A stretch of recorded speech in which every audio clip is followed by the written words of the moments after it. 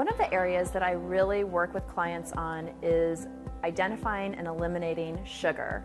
Now, of course, the obvious sugar sources like donuts, cookies, and cake are easy to identify and eliminate, but what's not so easy to identify and eliminate are where sugar is hidden.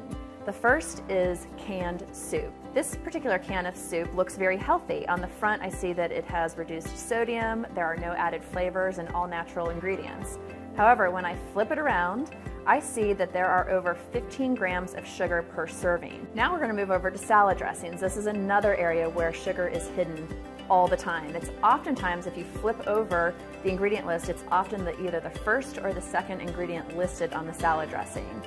Both of these bottles, this Catalina and the poppy seed dressing, have both 8 teaspoons of sugar in them.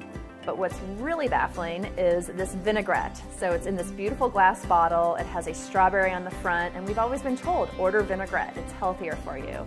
But again, as we flip over and read the nutritional facts, we see that there is over 14 grams of sugar in a serving of this salad dressing, which means I'm getting somewhere in the neighborhood of 3.5 teaspoons of sugar for every 2 tablespoons of dressing that I'm putting on my greens.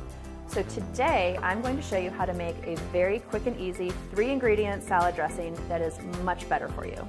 I use lemon as the acid, I use olive oil, and then I oftentimes add just a little bit of mustard to add a little bit of zip to the salad dressing. So I will show you, I cut into the lemon, I squeeze about half of the lemon juice into a bowl.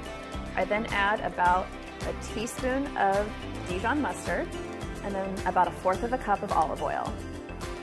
It's that simple. Now I'm going to use a fork, and I'm going to emulsify that dressing, and then I can pour it straight over onto my salad. 3 ingredients, all natural, and it tastes amazing.